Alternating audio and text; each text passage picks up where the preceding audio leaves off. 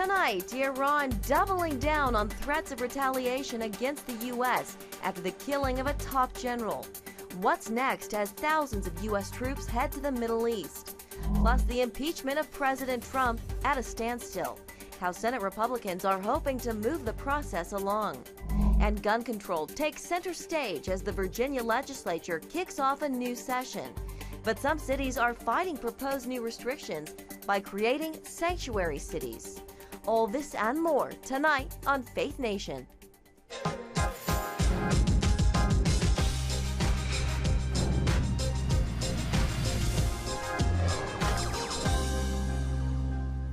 Amid massive funeral crowds, Iran's leaders are vowing to strike back against the United States. Welcome to Faith Nation, and thanks for joining us. I'm John Jessup. And I'm Jenna Browder. Iran threatening revenge for the killing of key military strongman General Qasem Soleimani. This as President Trump doubles down on his threats. Some even suggesting his threats border on potential war crimes. National security correspondent Eric Phillips reports on the simmering tension in the Middle East. Well, as the exchange of threats ramps up, one question is whether President Trump will consult Congress before taking any further military action. This aerial view shows just how massive the crowd of mourners was in Iran's capital Monday for the funeral of General Qasem Soleimani. Emotions on the ground at an all-time high. We will have very hard revenge of Mr. Trump. Inside the funeral, Iran's supreme leader unable to hold back tears, and Soleimani's own daughter making a televised plea to take revenge for the blood of her father. This as Iraq has voted to expel all American troops. On Sunday news programs, Secretary of State Mike Pompeo insisted the action on Soleimani was the right move. It's very clear the world's a safer place today. Qasem Soleimani no longer walks the planet. Iranian military leaders are saying Tehran's response to Soleimani's death may be to hit back directly on American military sites. The president warning that if Iran takes such revenge, the U.S. has targeted 52 Iranian sites, some at a very high level and important to Iran and Iranian culture, to be hit very fast and very hard. But that would be against international law. Why is the president threatening Iran with war crimes? Yeah, we'll behave lawfully. We'll behave inside the system. The president tweeted Sunday that his social media posts will serve as notification to the United States Congress that should Iran strike any U.S. person or target, the United States will quickly and fully strike back. You don't notify Congress by tweet. There is a reason why we respect this co-equal branch of government. House Speaker Nancy Pelosi is calling for a vote later this week that would limit the president's ability to take further action without congressional authorization. However, a similar measure failed to pass the Senate last year.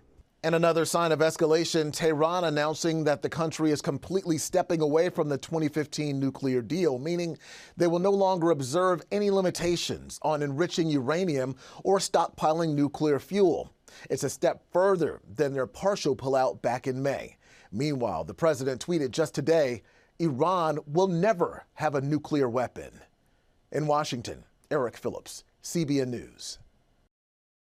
And joining me now is John Hanna with the Foundation for Defense of Democracy. He also served as Vice President Dick Cheney's National Security Advisor. John, thank you for being with me. Pleasure. Over the weekend, the rhetoric seemed to go up a notch on both sides between Iran and President Trump. Is there legitimate fear that we could be going to war? Listen, this is the Middle East, so lots of things can go wrong. It's a very dangerous situation. The decision by the President of the United States to kill probably the second most powerful person in Iran, a general who was absolutely critical to Iran's national security policy, it's hard to overstate what a big jump up the escalation ladder that is. Having said that, I would say Iran is in a particularly weakened posture right now, and this move by the president, I think, has shocked the Iranians and even set them further back on their feet. They've had massive protests inside Iran, and they've had massive anti-Iranian protests inside their two most important imperial outposts in the Middle East, Lebanon and Iraq. So I think they've got to be thinking 2, 3, 4 times before they decide to take another move that could further unleash American military power against this regime that's already shaky. John, you mentioned Iraq. Over the weekend, it issued a non-binding resolution to remove all U.S. forces from the country. The president responded saying that he would level sanctions even greater than what's on Iran. What happens next year? I think the president was right to really warn the Iraqis that they've got to think very, very hard about trying to drive the United States out of Iraq. We provide critical security help to them in the fight against ISIS. It's our support that allows them to sell their oil internationally. It's our support that allows them to prop up the Iraqi dinar, their currency. It's our support that allows all of the rest of the West, particularly NATO and the EU, to be inside of Iraq, helping with the mission to stabilize that country. I wish the president hadn't done it publicly, because I think these kinds of public challenges make it even harder for people in the Middle East who are so concerned about honor and dignity and saving face to actually back down.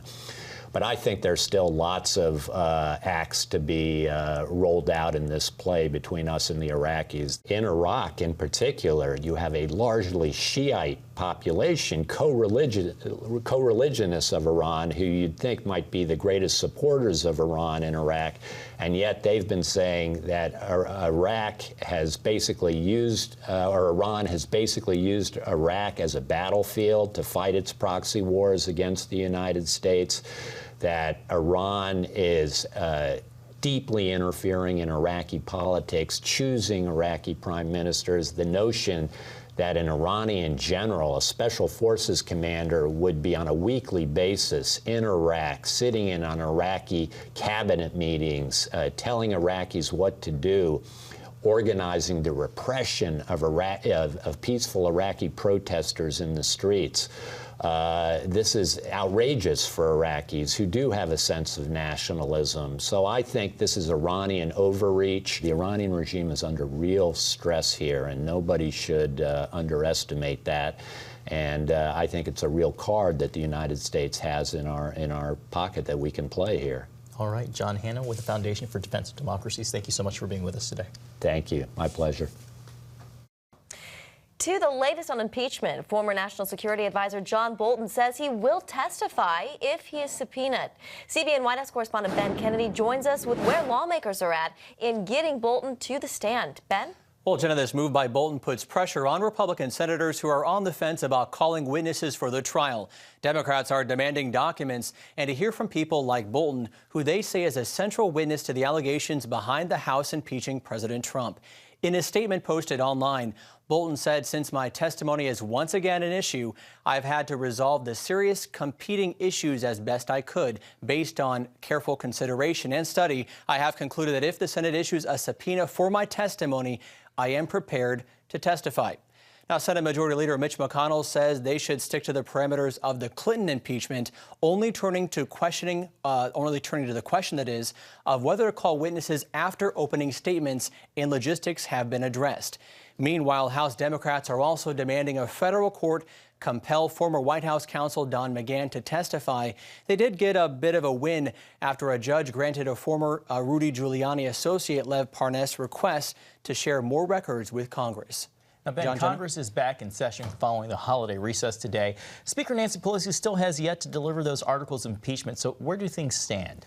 Well, John, that's the big question. Pelosi wants to know the rules of the trial first. The House could vote to hand over impeachment to the Senate as early as tomorrow. Now, Senator Lindsey Graham accuses Pelosi of playing politics and even proposes changing the rules so they could start the trial without her. All right, Ben Kennedy, White House correspondent, thank you. Meanwhile, on the campaign trail, Elizabeth Warren has picked up the endorsement of her former rival, Julian Castro.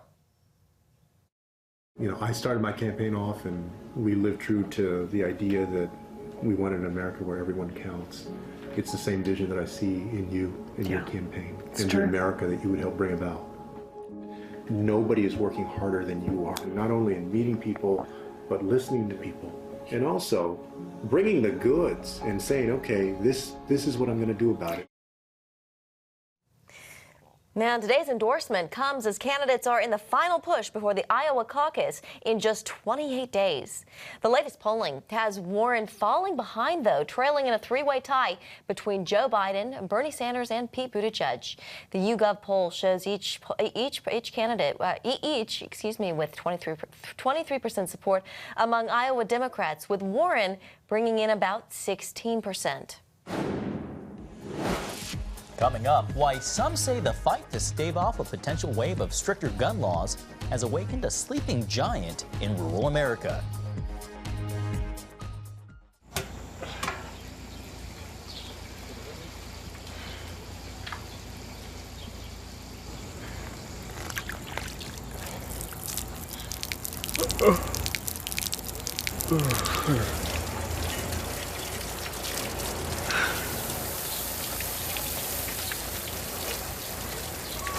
Life is better with a good night's sleep.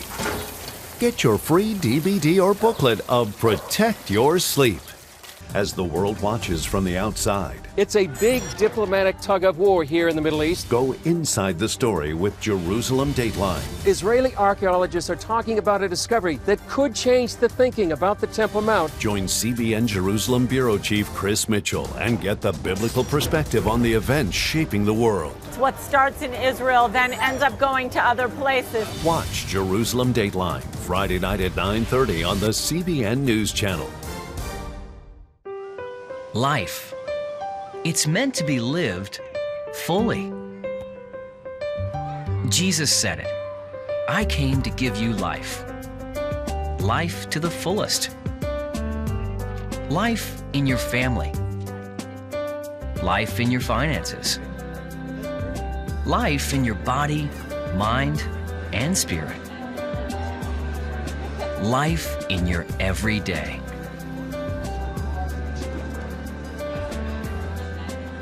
At CBN.com, we're taking what Jesus said seriously.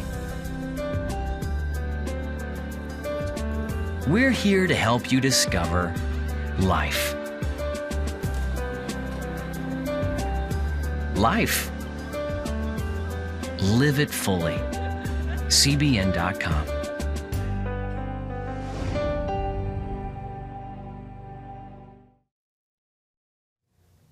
Welcome back. This week, the Virginia legislature will kick off its first session since Democrats took control of both the House and the Senate. A top priority on the agenda, passing gun control measures. But residents in rural Virginia are rising up to protect their Second Amendment rights, some even pushing local leaders to declare their county a so-called Second Amendment sanctuary. And Jennifer Wishon explains.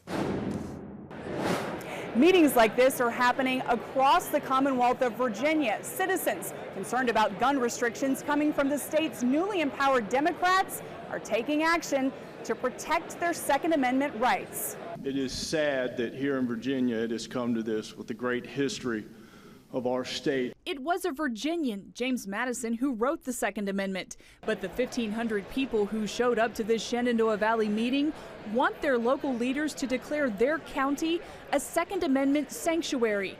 That's because they fear law-abiding gun owners will soon find themselves on the wrong side of the law. We're actually going to be a sanctuary county, unlike your sanctuary cities that are literally violating federal laws, where we're just trying to protect people's rights. The resolution says certain legislation that has been introduced in the Virginia General Assembly and has or may be introduced in the United States Congress could have the effect of infringing on the rights of law-abiding citizens to keep and bear arms.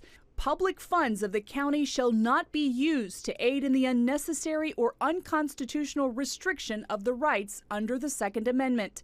Tim Carter is the local sheriff and president of the Virginia Sheriff's Association. I do think it does send a message to Richmond that rural counties feel like that their voice needs to be heard. More than 100 of Virginia's 133 localities have passed similar measures. During the last election cycle, millions poured in from out-of-state groups to buy campaign ads hostile to gun rights. And what we immediately saw from that was payback. We saw that we got New York-style anti-assault weapon type of bills proposed, pre-filed. He's referring to bills that would ban many commonly used sporting rifles. controversial red flag laws, and legislation to restrict gun purchases, among others. Folks, I will never, ever render my weapon. Rural citizens are organizing against the coming wave. The Second Amendment was not put in for hunting, as some people like to say. It was put in to defend against a tyrannical government. Gun legislation is nothing more than a feel-good, politically motivated measure that won't fix the root causes of gun violence. In this massive crowd, there was but one dissenter. I can't help but think that the concept of anarchy might be closer to reality than we'd like to think. In a statement, Republican Congressman Ben Cline writes, "Your God-given liberties cannot be taken away by the actions of men. They can only be suppressed. Speak loudly and with one voice." But Democratic Virginia Senator Mark Warner suggests taking a breath and waiting to see what the legislature passes. There may be disagreement, but I would hope, again, these communities would register their concerns, but then, I'm only going to support something that's going to be constitutional, but I do believe there are certain areas where the vast majority of Virginians, and I say this as somebody who owns firearms and believe that I'm a Second Amendment supporter, can find some common agreement. Other Virginia Democrats in Congress have suggested the state cut off funding to sheriffs who don't enforce future laws. They've also floated the idea of having the governor call in the National Guard. The ordeal has fired up Trump supporters. We have Trump fans coming from everywhere, and for some, for the first time, they say that they really want to vote Republican. Some folks took the chance to publicly vent about Washington. I was not appreciative of our last president, but I never did any of that garbage that they're doing. I let him do his job, whether I liked it or not. He did it, he left, it's someone else's turn. Get out of the way. Let our president do his job.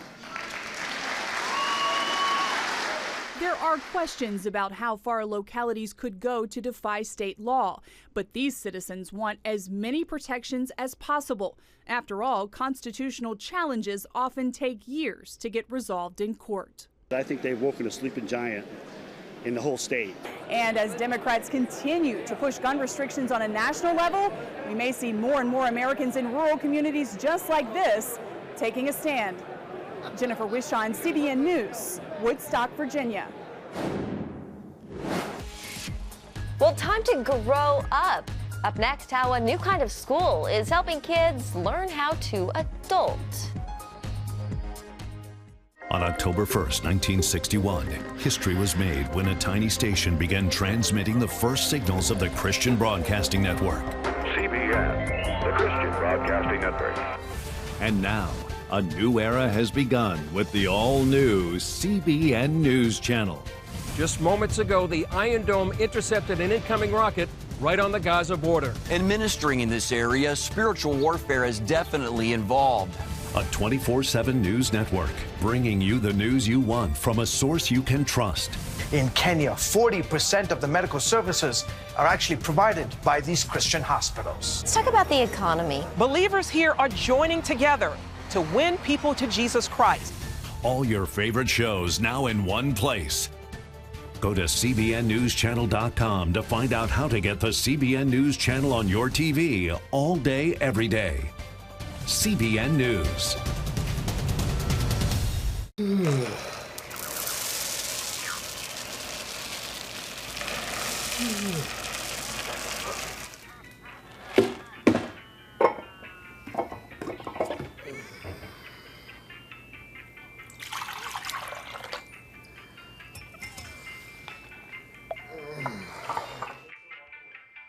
Life is better with a good night's sleep. Get your free DVD or booklet of Protect Your Sleep today. Life. It's meant to be lived fully. Jesus said it. I came to give you life. Life to the fullest. Life in your family. Life in your finances. Life in your body, mind, and spirit. Life in your everyday. At CBN.com, we're taking what Jesus said seriously. We're here to help you discover life. Life. Live it fully. CBN.com. Well, welcome back. More and more, Google is giving ordinary homeowners and renters the confidence to serve as their own household handymen, and in some cases, handy women. A new survey shows 38% of American adults say they can't complete simple maintenance tasks without using the internet. For example, 43% said they're unable to unclog a drain without hopping online for help. And 38% said they wouldn't be able to find a stud in the wall. Yeah, more people than you, I don't know, might think. That's right. Well, a lot of people, they might have just not learned some of this stuff growing up.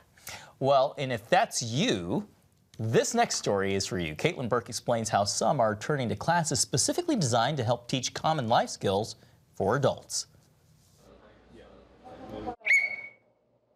Hey, happy birthday! Grandma gives you $150. Congratulations! Where do you spend it? Or do you? Welcome to Adulting School. It's judgment-free, practical, and proving to be invaluable to a generation eager to learn. You can go to your sink, and a lot of people have a plunger hanging around. Okay, you know that you could plunge a sink? So I did not. Some of the classes are lighthearted. The how-tos include unclogging a sink, folding fitted sheets, patching a wall. Others focus on more essential skills. We are going to go through and talk about just a basic way to structure how you spend your money, where you put it. Launching into adulthood can be tricky, and millennials, maybe more than any generation before them, have been especially vocal about feeling ill-equipped to hold the title of adult. Rebecca, at what point did you feel like an adult? I haven't yet. I think I started to feel like an adult when I got my first apartment, but I'm not even 30 yet, and I'm still of the opinion that being an adult has too many negative things, so I just want to stay a kid forever. The term adulting started out as a joke, millennials using it to describe their efforts to engage in adult behavior. Then, in 2016, the growth in online use led Merriam-Webster to add adulting to its words we're watching list. Adulting.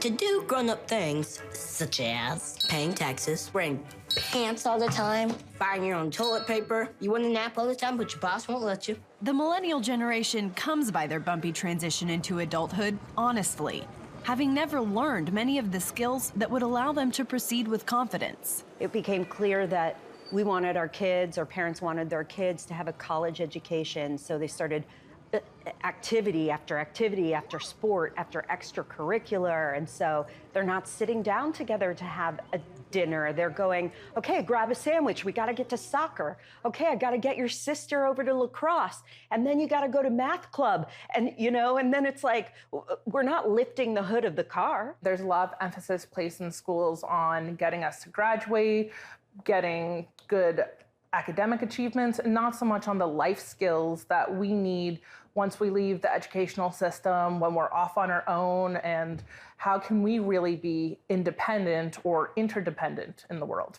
I don't think it is that obvious what they really need to do. There is so much information right now that has never been available before. It's social media, it's Instagram, it's Snapchat. There is always something coming at people right now.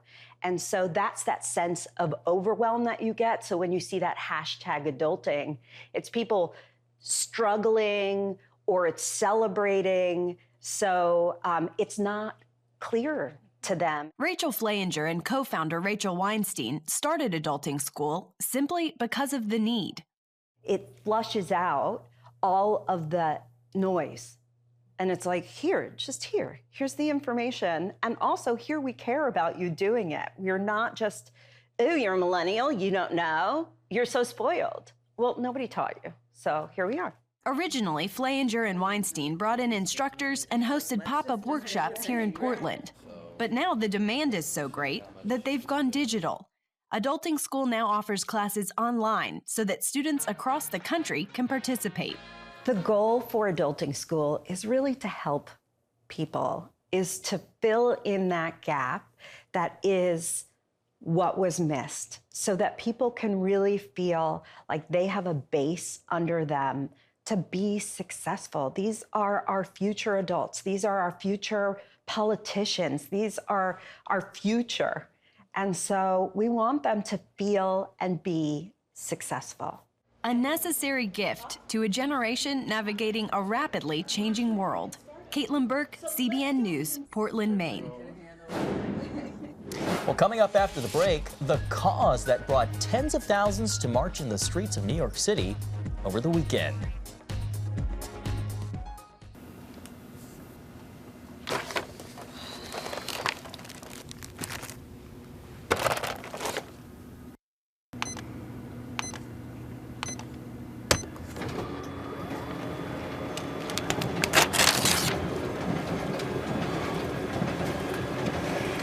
Life is better with a good night's sleep. Get your free DVD or booklet of Protect Your Sleep today. I'm Ephraim Graham, and this is Studio 5. Cruise with me as I discover the good things happening in the world of music, sports, television, and movies. The fact that Ryan Coogler was going to be directing the film, I knew that something special was going to happen. We'll chat with artists at the forefront of entertainment and explore the connection between popular culture and faith. I asked my pastor, I said, well, does that mean I'm supposed to be a preacher? He says, well, no, you already have a pulpit. Watch Studio 5 Wednesday night at 9:30. Remember for a moment what it was like to be a child. You believed every story you were told. You saw a world full of endless possibilities. What stories will the world's orphaned and at-risk children believe? We believe the Bible tells the only story truly worth believing. We believe that every child should have the opportunity to dream, the chance to take challenges and turn them into possibilities, the chance to stand on the promises of God, to recognize their place in the greatest story ever told. They have their whole lives ahead of them. Theirs is a world of endless possibilities. They are looking for a story to believe. We will tell them that story. Will you join us?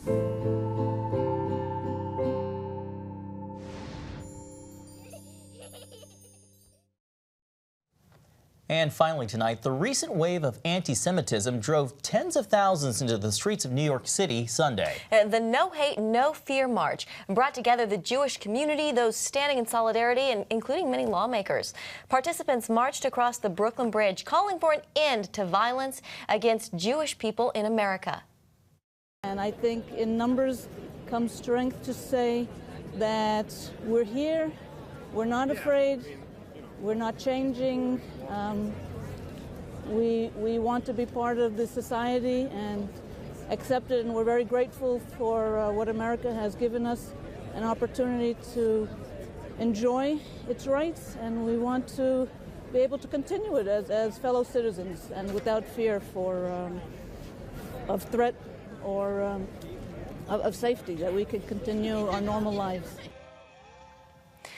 At the march, New York Senator Chuck Schumer announced a proposal to provide houses of worship with some $360 million to help with security. I like what she said there. A lot of what she said I think applies to everyone. Yeah, continue as normal. Yep, yeah, that's right. Keep practicing your faith. Well, that's going to do it for tonight's Faith Nation. Have a great evening.